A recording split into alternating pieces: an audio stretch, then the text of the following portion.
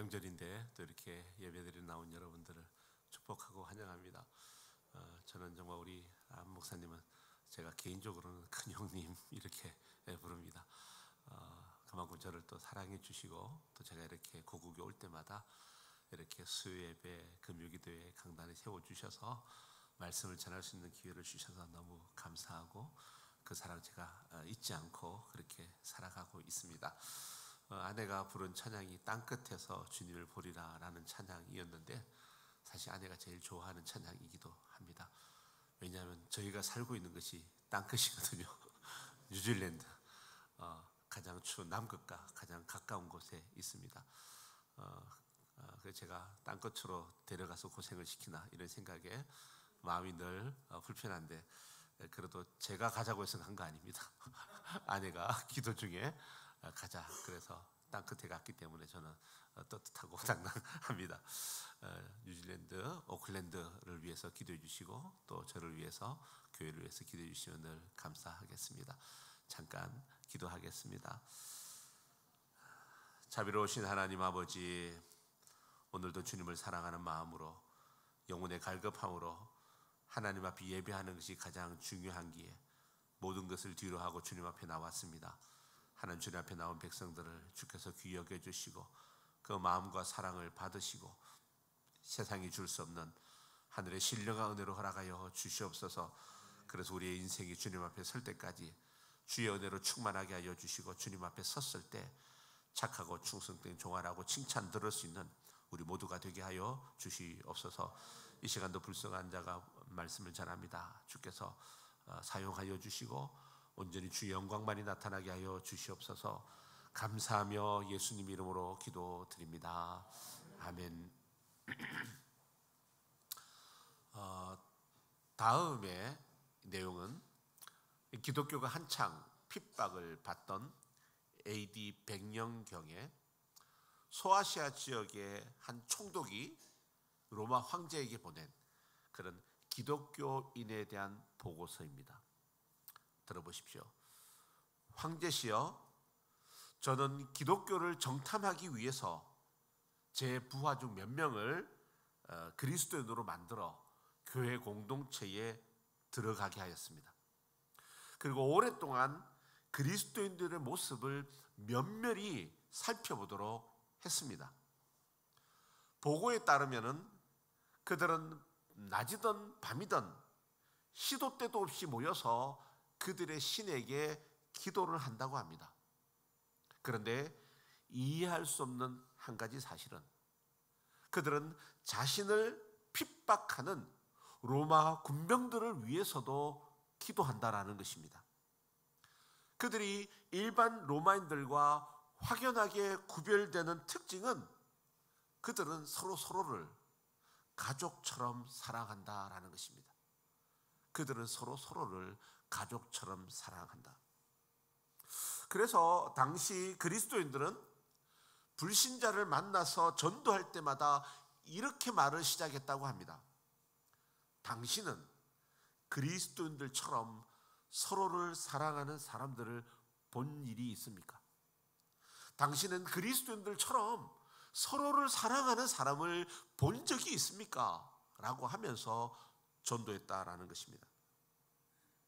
여러분, 기독교는 사랑의 종교입니다.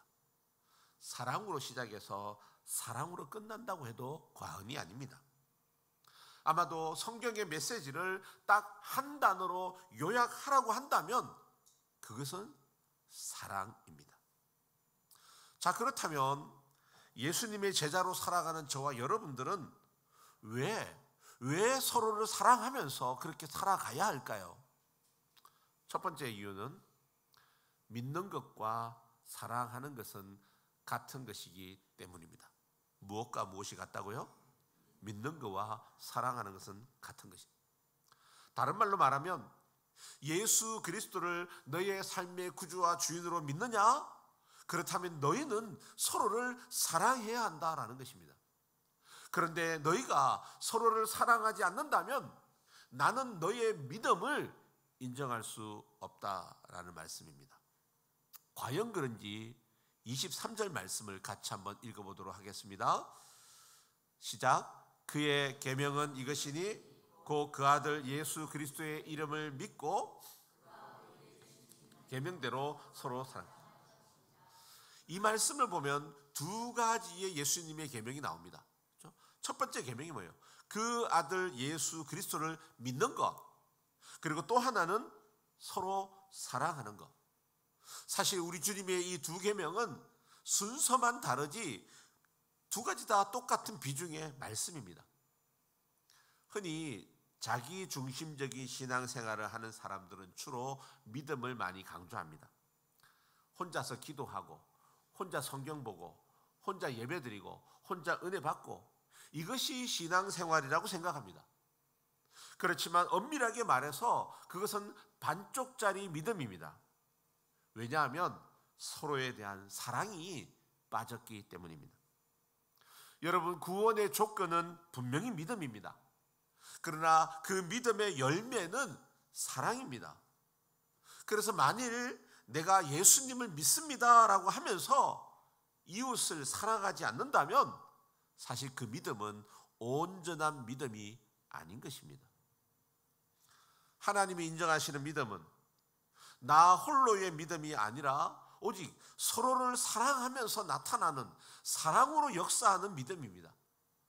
믿음이 있는 자는 사랑을 통해서 그 믿음이 구원받은 진짜 믿음인지를 보여주어야 하는 것입니다.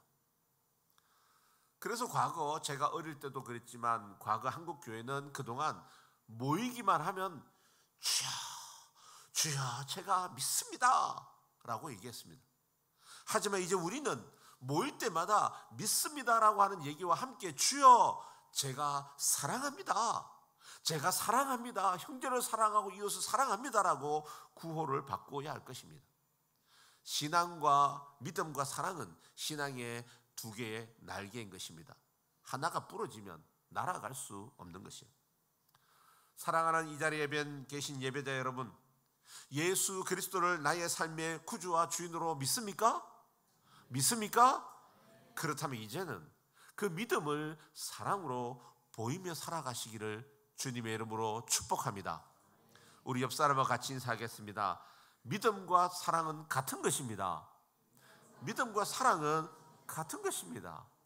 그래서 사랑하며 살아야 합니다. 두 번째 이유는 사랑하지 않으면 구원의 확신을 가질 수 없기 때문입니다. 사랑하지 않으면 구원의 확신을 가질 수 없기 때문입니다. 여러분 잘 생각해 보십시오. 이 말씀은 잘못 들으면 약간 이단 같은 말씀이라고 생각되지 않습니까? 그렇죠. 그러나 성경에 명백하게 그렇게 기록되어 있어요. 과연 그런지 한번 찾아볼까요? 14절 말씀을 함께 같이 읽겠습니다. 시작. 우리는 형제를 사랑함으로 사망에서 옮겨 생명으로 들어간 줄을 알거니와 사랑하지 아니한 자는 사망에 머물려. 눈을 크게 뜨십시오. 이 말씀 좀 이상하지 않습니까? 우리가 구원받는 것은 무엇 때문에 구원을 받습니까?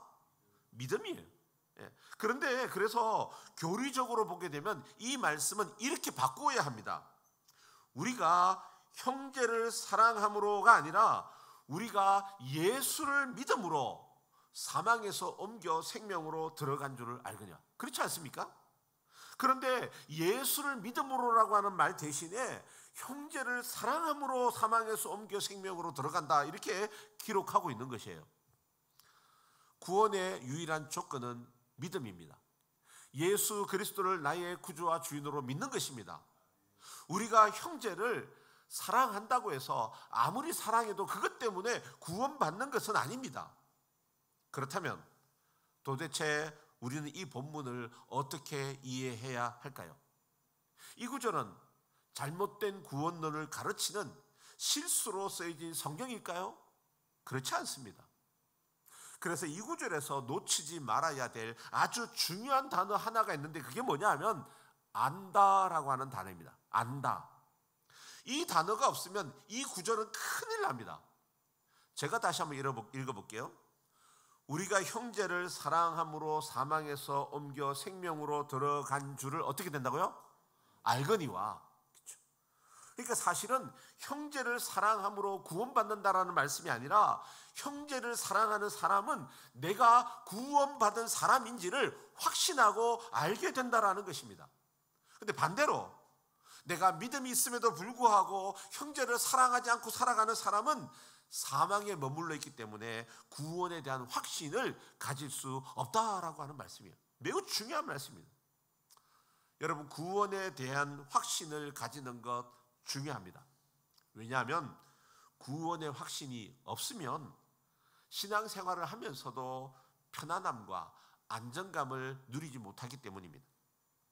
제가 생각할 때 신앙생활은 부산 앞바다에서 큰 유람선을 타고 저기 미국의 샌프란시스코까지 가는 그런 항해와 같다라고 생각이 돼요. 그래서 우리가 내가 타고 있는 배가 분명히 부산을 떠나서 샌프란시스코까지 갈 거야 라고 하는 확신을 가진 사람과 이것에서 확신을 가지지 못한 사람은 살아가는 삶의 방식이 확연하게 달라지게 됩니다. 내가 타고 있는 이 배가 미국까지 갈 것이라고 하는 확신을 가진 사람은 배를 타고 가는 중에 비바람이 치고 풍랑이 일어도 걱정하지 않습니다. 왜? 분명히 갈 거니까. 하지만 이 믿음의 확신이 없는 사람은 인생의 항해를 하는 동안에 조금만 바람이 치고 조금만 태풍이 일어도 두려워하고 불안하면서 온갖 염려와 걱정으로 유람선 안에서의 행복을 누리지 못하는 것입니다. 그렇다면 어떤 사람이 구원의 확신을 가질 수 있느냐? 형제를 사랑하는 사람입니다. 그래서 기독교 심리학자들도 믿음이 있음에도 불구하고 이웃이나 형제를 사랑하지 못하고 늘 미워하고 이웃에게 분노를 자주 내는 사람은 구원의 확신을 가지기 어렵다라고 그렇게 진단하고 있는 것입니다. 저도 가본 지가 좀 오래됐는데 혹시 여러분 예전에 설악산에 가보게 되면 설악산에 흔들바위에 가보지 않습니까? 설악산을 올라가면서 흔들바위를 지나가는 사람들은 반드시 그 흔들바위 앞에서 바위를 한 번씩 흔들어 봅니다. 흔들어 보신 분, 그렇죠? 흔들어 봅니다, 그렇죠? 근데 여러분 왜 그 흔들바위 흔들까요? 왜 흔들어요? 흔들리니까 흔드는 겁니다. 중요한 거예요. 그 바위가 신기하게도 혼자 흔들어도 흔들려요. 그 큰 바위가. 그리고 10명이 흔들려도 흔들려요. 근데 절대 떨어지진 않아요. 그래서 사람들 올라가면서 한번 떨어뜨려 볼까 싶어서 한번 밀어보는 겁니다. 밀어보는 거예요. 만약에 그 흔들바위가 흔들리지 않는데도 그 흔들바위 앞에서 밀고 있으면 제정신 아닌 거예요. 제정신 아니에요. 울산바위 앞에서 밀고 있는 사람 없잖아요. 없어요. 그러면 여러분, 사탄이 흔드는 사람은 누구일까요? 구원의 확신이 없는, 그래서 하나님 앞에서 늘 불안하게 살아가는 사람, 형제를 사랑하지 않음으로 인해서 구원의 확신이 없는 사람만 골라서 사탄이 흔들리는 것입니다. 그러니까 구원의 확신이 없는 사람은 늘 사탄에게 흔들림의 대상이 되는 것이에요. 사탄도 바쁜데 믿음이 충만하고 구원의 확신이 있는 사람, 시간 낭비하면서 흔들지 않습니다. 사랑하는 형제 여러분, 그런데 이 말씀은 사실 실제적으로 우리가 경험하고 있는 말씀이에요. 우리가 누군가를 사랑하지 못하고 누군가를 미워하고 누군가를 정오할 때는 나도 모르게 그런 생각이 들지 않습니까? 야, 과연 내가 예수 믿는 사람인가? 과연 내가 구원받은 사람인가라고 하는 의심이 우리 안에서 스스로 드는 것입니다. 그러므로 형제를 사랑하는 사람은 그 회의에서부터 자유로운 사람이 되고 구원의 확신 가운데서 흔들리지 않고 굳건하게 살아가게 되는 줄 믿습니다.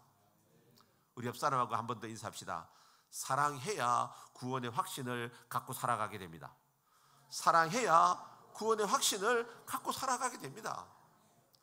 이웃을 미워하고 사랑하지 않으면 구원의 확신이 없고 늘 흔들리는 사탄의 놀이개가 되는 것이에요. 마지막 세 번째로 우리가 서로 사랑해야 될 이유가 무엇입니까? 사랑해야 기도가 응답되기 때문입니다. 누군가 사랑하는 것은 손해를 보는 거죠. 사랑은 내게 있는 것을 주는 거잖아요. 이것이 보이는 물질적인 것이든 보이지 않던 어떤 마음이든 사랑은 주는 것이에요. 사실 사랑은 손해입니다. 그렇지만 사실은 사랑은 그 반대예요. 사랑은 손해가 아니라 더 얻는 것입니다. 왜냐하면 내가 사랑하는 사랑의 손익 계산서는 그 사람하고 하는 것이 아니라 하나님하고 하는 것이기 때문에 그래요. 여러분, 하나님은 우리가 서로 이웃을 사랑할 때 우리의 기도를 들어주십니다.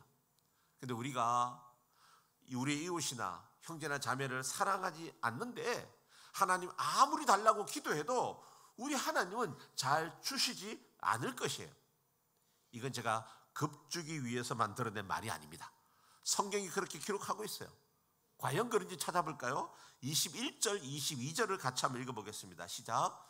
사랑하는 자들아, 만일 우리 마음이 우리를 책망할 것이 없으면 하나님 앞에서 담대함을 얻고 무엇이든지 구하는 바를 그에게서 받나니 이는 우리가 그의 계명을 지키고 그 앞에서 기뻐하시는 것을 행함이라.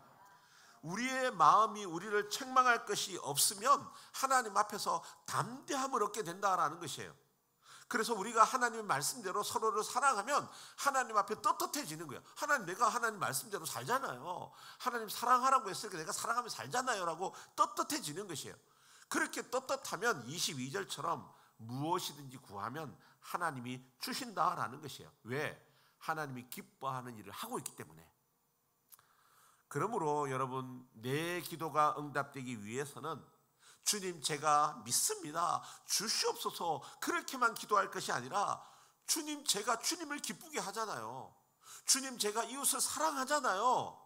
그래서 주님, 이웃 사랑하려니까 돈이 좀 필요해요. 좀 주세요.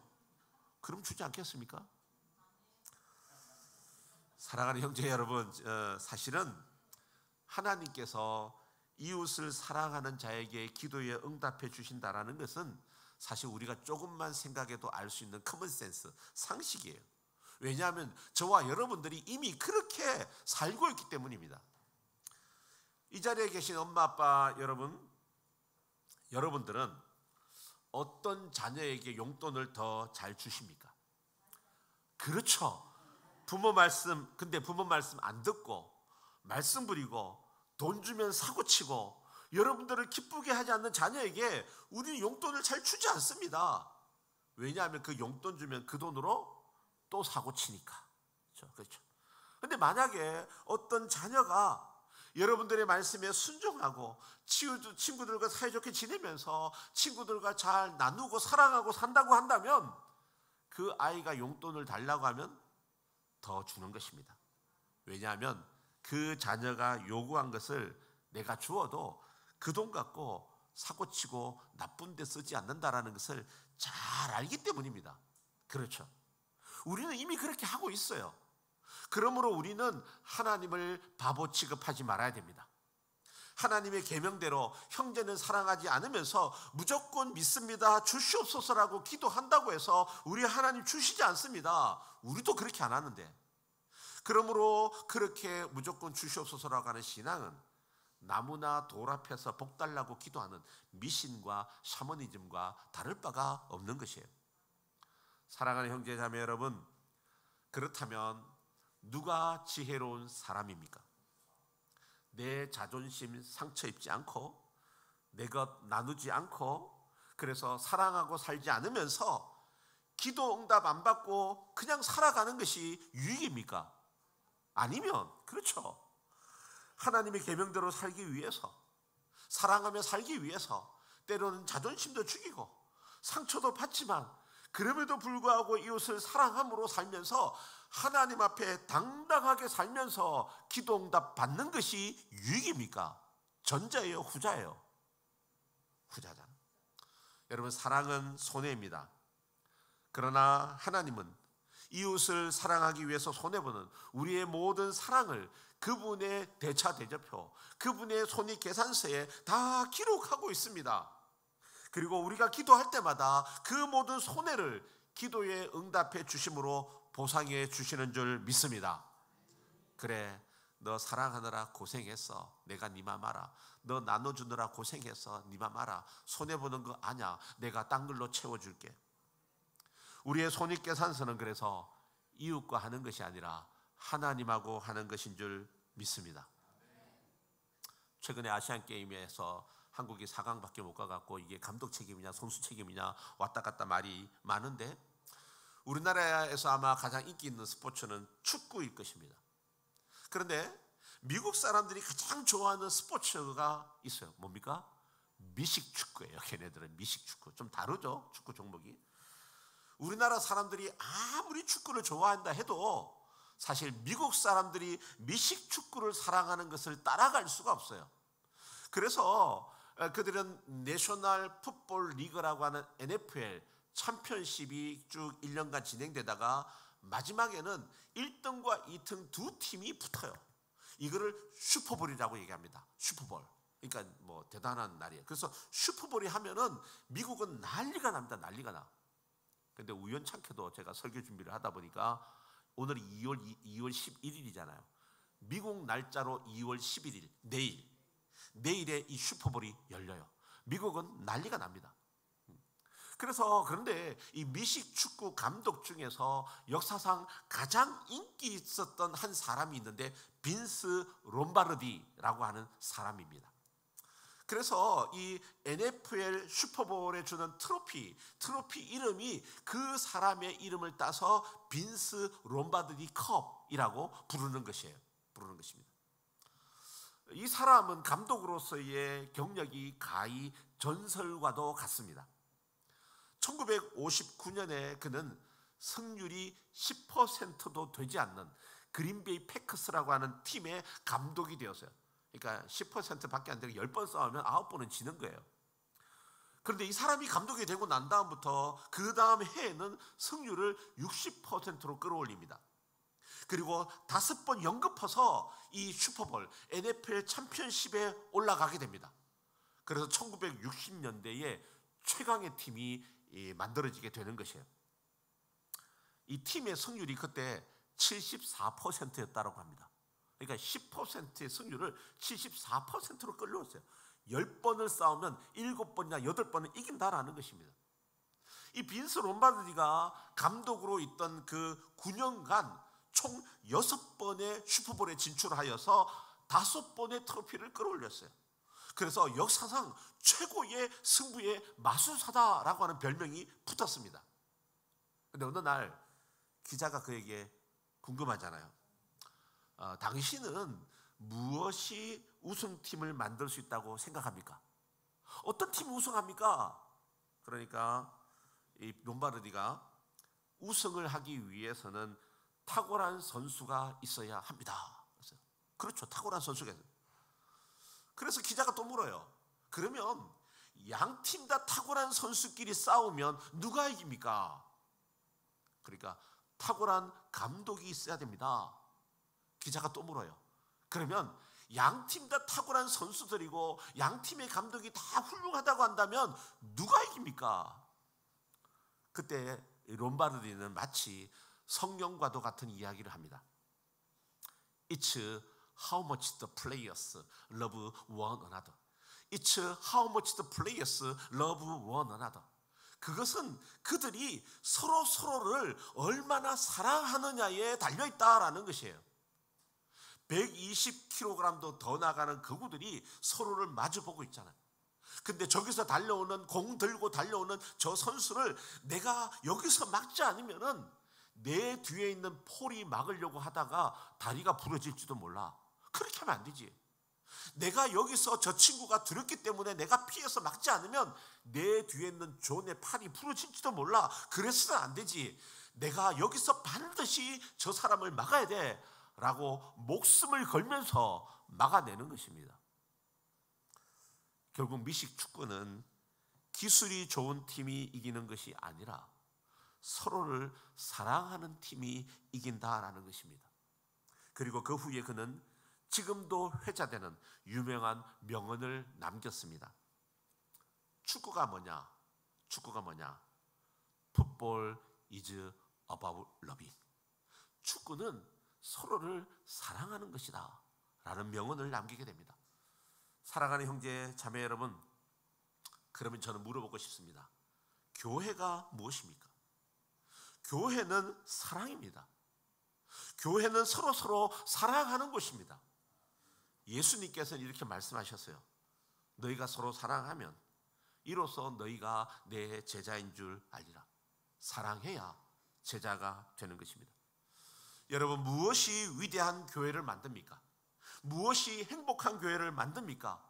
좋은 건물이나 많은 재정이 아닙니다. 서로 사랑하는 교회가 위대한 교회가 되고 살아가는 공동체가 행복한 공동체가 되는 것입니다. 저는 올 한 해 우리 기흥지구촌 교회 모든 성도들이 서로를 사랑함으로 행복한 교회, 은혜 충만한 교회가 되기를 축복합니다. 서로에게 조금 더 마음을 여십시오. 조금 더 서로에게 가까이 다가가십시오. 혹시 서운한 마음이 있다면 조금 더 용서하십시오. 조금 더 서로의 사랑을 나누십시오. 그리고 그 모든 손해와 그 모든 희생의 영수증은 하나님께서 직접 결제해 주실 줄 믿습니다. 그런 교회가 되기를 주님의 이름으로 축복합니다.